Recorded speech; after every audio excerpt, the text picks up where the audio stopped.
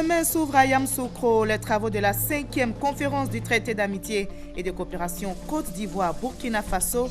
Dans cette édition, nous vous retracerons l'objet, l'historique et les enjeux de ce traité d'amitié et de coopération entre l'État ivoirien et burkinabé. Le calme est revenu à l'université Félix Houphouët-Boigny de Cocody. Le nouveau président Abou Karamoko invite les étudiants à surseoir à leur grève et à reprendre le chemin des amphis dès demain lundi. Les populations bongouanou sont heureuses. Les travaux de réhabilitation des voies reliant Akupé, Kotobi et Bongouanou vont démarrer. Le Premier ministre Daniel Kablan-Duncan, en déplacement dans la région, a donné le coup d'envoi des travaux. Plus de 100 personnes ont été mises aux arrêts à Bouaké après les manifestations contre la CIE qui ont dégénéré mercredi dernier. Des objets volés ont été retrouvés dans des domiciles. Voilà pour le sommaire. Bienvenue sur RTI 1. C'est demain que s'ouvrent à Yamoussoukro les travaux de la 5e conférence du traité d'amitié et de coopération Côte d'Ivoire-Burkina Faso. Le but est d'intensifier les relations entre les deux pays. La conférence qui débute donc demain dans la capitale politique ivoirienne s'achèvera le 28 juillet prochain. Et voilà, l'axe Abidjan-Ouagadougou se renforce. Nos reporters Mahama Traoré et Abiba Dambélé Saoué retracent pour nous l'objet, l'historique et les enjeux de ce traité d'amitié et de coopération entre la Côte d'Ivoire et le Burkina Faso. Le TAC, traité d'amitié et de coopération entre la Côte d'Ivoire et le Burkina Faso, est né le 29 juillet 2008 à Ouagadougou, la capitale du Faso. Pour comprendre sa genèse, remontons un an plus tôt. Le 4 mars 2007, plus précisément. Ce jour-là, à Ouagadougou, les acteurs politiques ivoiriens signaient un accord de paix grâce à la médiation de l'ex-président burkinabé Blaise Compaoré, en vue de la résolution définitive de la crise sociopolitique en Côte d'Ivoire. Quand la Côte d'Ivoire a eu sa crise, le Burkina est intervenu énormément pour la résolution de la crise, tirant des leçons de cette intervention du président Compaoré dans la résolution de la crise. Les chefs d'État ont pensé qu'il fallait trouver un mécanisme de consultation régulière. Et ce mécanisme ne doit pas être uniquement politique, il doit être économique, il doit être un mécanisme de développement surtout. Unique en son genre dans la sous-région, le TAC est né pour consolider à jamais les liens historiques de paix entre les deux pays. Au-delà de sa dimension politico-diplomatique, les deux États vont vite en faire un instrument de développement économique et social au service des populations. Voilà qui justifie la tenue annuelle d'un Conseil des ministres conjoints, présidé par les chefs d'État des deux pays. Le premier du genre se tient à Yamoussoukro, la capitale politique ivoirienne, le 15 septembre 2009. Le deuxième interviendra le 18 novembre 2011 à Ouagadougou, en raison du contexte électoral de 2010 en Côte d'Ivoire. Yamoussoukro accueillera la 3e conférence au sommet du traité d'amitié et de coopération entre la Côte d'Ivoire et le Burkina Faso le 30 juillet 2013. Le 4e et dernier TAC s'est déroulé le 31 juillet 2014 à Ouagadougou. Il a vu la signature de 28 accords de coopération. À chaque rencontre du genre, les deux gouvernements passent en revue les projets structurants de développement. Vous avez une décision qui porte sur la construction de l'autoroute Yamoussoukro-Ouagadougou. Vous avez aussi une décision qui a été prise sur la réhabilitation du chemin de fer Abidjan-Ouagadougou, Kaya. Et ce chemin de fer doit être prorogé jusqu'à Tambao pour l'exploitation de la mine de Tambao. Il a été décidé aussi de trouver un mécanisme de facilitation du commerce, du transit et du transport sur le corridor Abidjan-Ouaga. Ça aussi, c'est un dossier qui avance bien. Autant de projets, comme pour dire que ce qui unit ces deux pays est plus fort que ce qui pourrait les diviser. Et c'est cet esprit qui prévaudra à cette 5e édition du TAC prévue les 28 et 29 juillet 2016 à Yamoussoukro.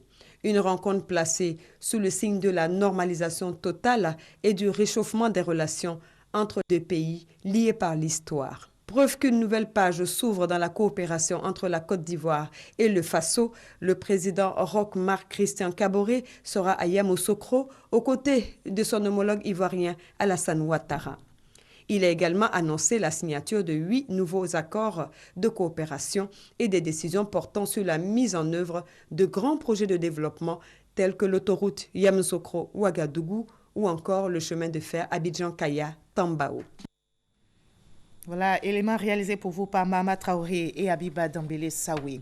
Pour les nouvelles en provenance de Bouaké, plus de 100 personnes, je l'annonçais en début de journal, ont été mises aux arrêts après les manifestations contre la CIE qui ont dégénéré mercredi dernier. Les forces de défense et de sécurité sont aux trousses des auteurs de pillages lors de ces manifestations. La traque est en train de payer. Des objets volés ont été retrouvés dans des domiciles. Les forces de l'ordre saluent et encouragent la collaboration de la population. Les actes de vandalisme perpétrés à Bouaké suite à une manifestation censée dénoncer le coût de l'électricité ne resteront pas impunis. 72 heures après les pillages, les forces de défense et de sécurité basées à Bouaké sont en action. Des perquisitions suite à des informations anonymes ont permis de mettre aux arrêts une centaine de suspects. Des objets volés retrouvés. Le coffre-fort d'une banque de la place a même été retrouvé, malheureusement éventré. Ces résultats sont le fruit d'une collaboration des populations avec les forces de l'ordre. À ce sujet, les chefs de communauté et les élus s'engagent à dénoncer tous les fautifs pour mettre fin à l'impunité. Plus jamais d'impunité à Bouaké. Bouaké n'est pas une ville de pilleurs, Bouaké n'est pas une ville de voleurs. Et on ne va pas se mettre à cautionner le vol et le pillage à Bouaké. Pour une fois, des responsabilités vont être situées, des gens ont été arrêtés, les responsabilités vont être situées et s'ils doivent être condamnés, ils seront condamnés. Je suis prêt à dénoncer tout ce qui est acte de vandalisme.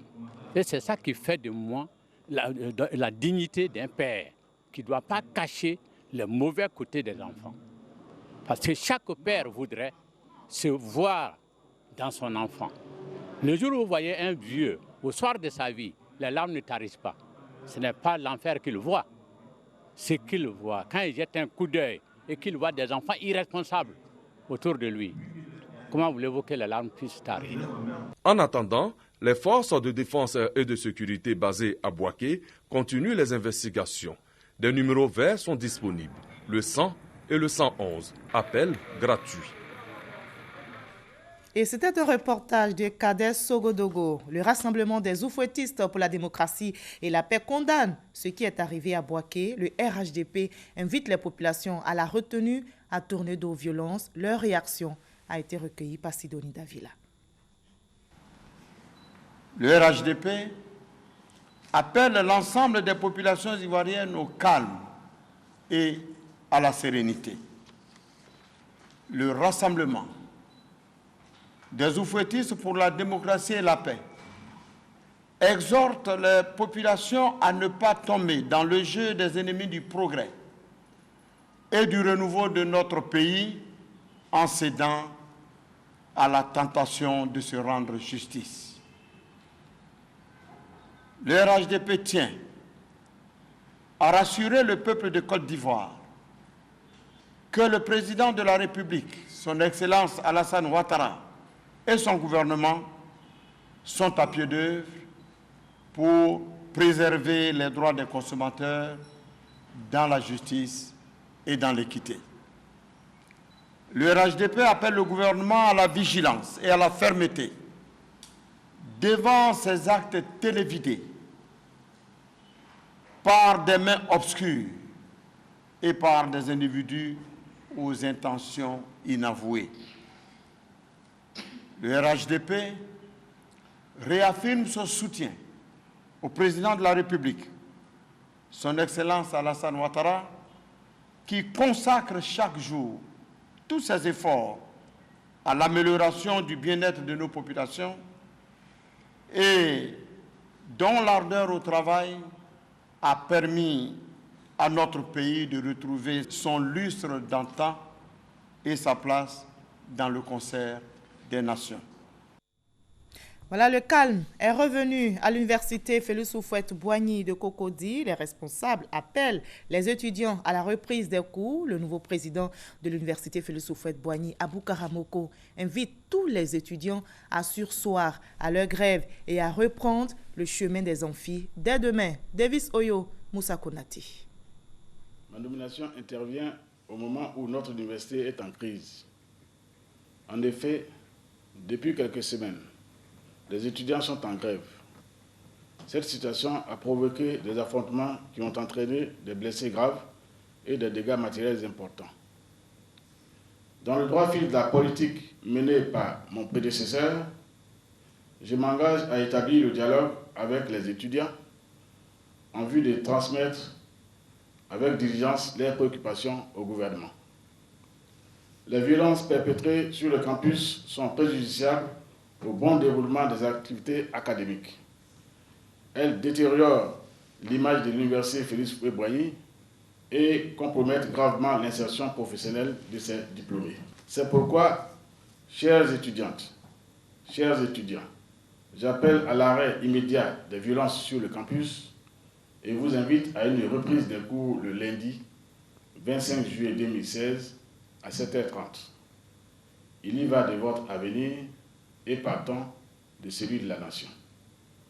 Je voudrais rassurer les étudiants et l'ensemble des personnels enseignants et administratifs que les autorités académiques ont pris des dispositions pour assurer leur sécurité.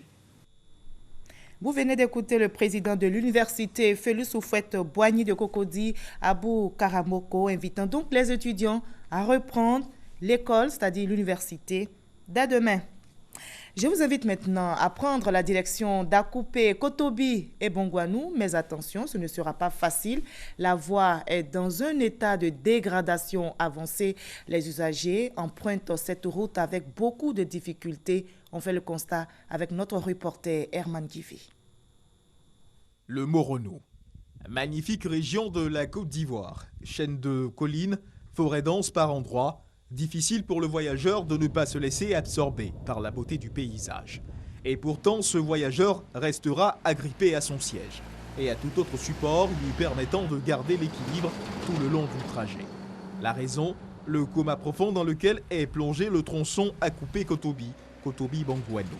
Pour donner du contenu à ces affirmations, nous nous rendons à la gare routière. Les transporteurs sont des habitués du trajet. Le tronçon Akoupé-Kotobi, Kotobi-Bongouanou, un véritable cauchemar pour ces habitués de la route. Allez là même là, il y a un problème, tout, ma lame de ressort, tout est cassé à cause de la route. La route là même, c'est pas bon, franchement dit. En tout cas, on veut que l'État n'a qu'à arranger la route. La route est très gâtée. Il y a les trous, on ne peut pas rouler dessus. Tu es obligé de venir deuxième, troisième, 200 abonnants. Chaque fois, il va au garage, il change les plaquettes. Souvent, les 10 ça se casse, on change tout, comme ça. Donc, on veut demander au président de nous aider. N'en pouvant plus de jouer les équilibristes, ils appellent au secours l'État de Côte d'Ivoire. Le mauvais état de cette route, un traumatisme que partagent transporteurs et population. L'état de la route, il y a beaucoup de trous et ça peut créer des accidents puisque avec les voitures qui roulent à vitesse, ça peut causer beaucoup de choses.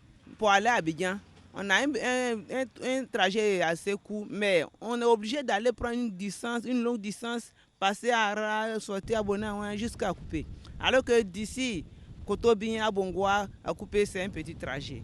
Mais on est obligé de passer sur la longue distance pour partir. Mais je vais demander à l'État de nous aider à arranger ces trajets-là pour nous. L'écho de toutes ces souffrances, vécues au quotidien par les populations du Moronou, est parvenu aux oreilles attentives des cadres et élus de la région. Cette route, c'est une route très importante parce que c'est l'ancienne boucle du cacao et c'est donc l'axe central de cette ancienne boucle du cacao. Cet axe est fermé depuis près de 20 ans, tellement dégradé que plus personne ne voulait passer. Donc on fait un détour par Ara. Le président de la République, en mai 2015, a annoncé que cette route serait refaite. Le président, chaque fois qu'il promet, il le fait. Un cri de cœur des populations saisi dans son entièreté par le président de la République, Alassane Ouattara, et son gouvernement. Et c'est vrai, ce mauvais état de la voie reliant Akupé, Kotobi et Bongouanou ne sera plus qu'un vieux souvenir. Le gouvernement, justement, a tenu sa promesse. L'axe sera réhabilité. Le Premier ministre Daniel Kablan-Duncan a effectué le déplacement dans la région. Il a donné le coup d'envoi des travaux qui vont coûter 27 milliards de francs CFA. On retrouve Herman Kivé. Voici le coup de pioche qui marque le lancement des travaux de réhabilitation de la route Akupé-Kotobi, Kotobi-Bongouanou. En exécutant ce geste hautement significatif, le Premier ministre Daniel Kablan-Duncan, sur instruction du chef de l'État, Alassane Ouattara, vient de donner vie à un rêve longtemps caressé par les populations du Moronou. Celui de voir le tronçon Akupé-Kotobi, Kotobi-Bongouanou revenir à la vie. Coût des travaux de réhabilitation, 27,3 milliards de francs CFA. Ces travaux que vous avez lancés sont attendus par les populations depuis plus de 15 ans maintenant. Et c'est vrai que ce fut une route extrêmement importante pour l'économie de la sous-région, puisqu'elle servait la grande boucle du cacao qui allait jusqu'à Daoukro, Bongouanou, Ouélé, Prikro. Une fois de plus, son Excellence, Monsieur le Président de la République, aura joint l'acte à la parole, pour montrer que tout ce qu'il dit, il le fait. Un tunnel dont la traversée, au dire des élus et cadres de la région, a été longue. Oui, le président Alassane Ouattara l'a dit, aujourd'hui, le Premier ministre vient mettre la première pioche.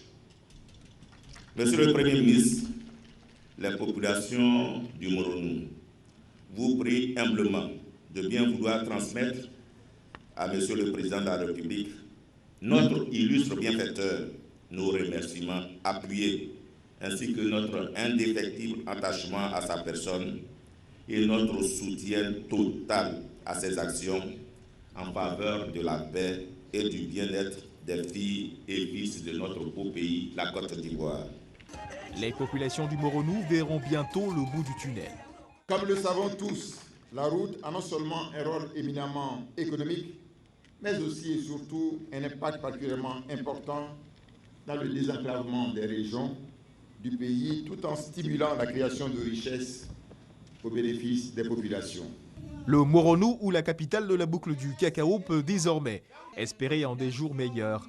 Un projet d'accompagnement axé sur la redynamisation des productions agricoles locales permettra la reprise économique dans la zone et contribuera à atténuer la cherté de la vie à Abidjan. L'un des membres du gouvernement ivoirien, le ministre Albert Mabry Touakes, est en mission à l'étranger après le Burkina Faso, où il était porteur d'un message du président Ouattara à son homologue burkinabé. Le ministre des Affaires étrangères a mis le cap sur le Mali. Il a été reçu, comme vous le voyez dans les images, par le président malien, à qui il a adressé un message de la part du président Ouattara.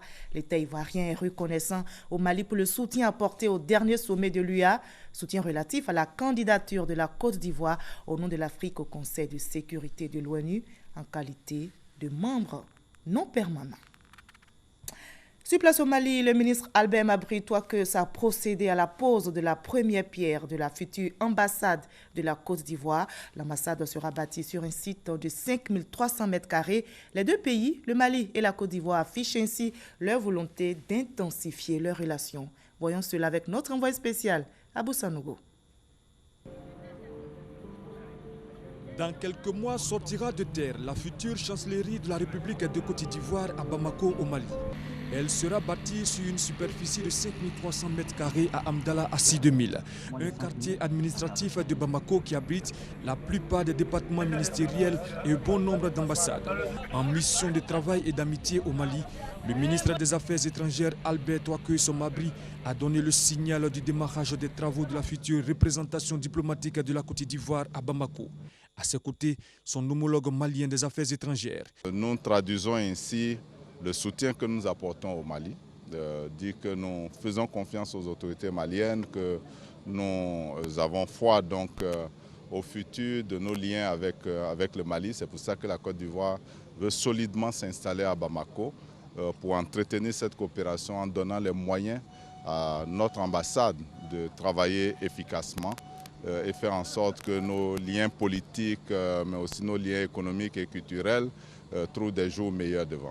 Merci au président Ouattara et à la Côte d'Ivoire qui a décidé d'investir en notre pays. investir au moment où notre pays traverse des périodes difficiles. C'est en ce moment que la Côte d'Ivoire a choisi de solidifier comme ce béton ses relations avec le Mali et de les inscrire désormais dans la durée. Nous voulons vraiment les remercier pour ce geste. Et ils ne seront plus en location à Bamako chez eux. Non. Je pense que la Côte d'Ivoire est en train de construire pour s'installer. L'ambassade de Côte d'Ivoire au Mali va comprendre 3 niveaux qui vont abriter les différents services. Sur les 5300 m² disponibles, elle sera bâtie sur 2300 m². Il va comprendre plusieurs salles de réunion, de bureaux et d'appartements d'hôtes, ainsi que 3 villas. Le projet se fera en 2 phases, la chancellerie et les appartements. Toujours sur le continent africain, en Afrique du Sud, le rideau est tombé sur la 21e conférence internationale sur le sida. Pendant une semaine, scientifiques, activistes et décideurs politiques ont dressé un bilan de la lutte contre l'épidémie. Les progrès dans la lutte contre le sida restent fragiles.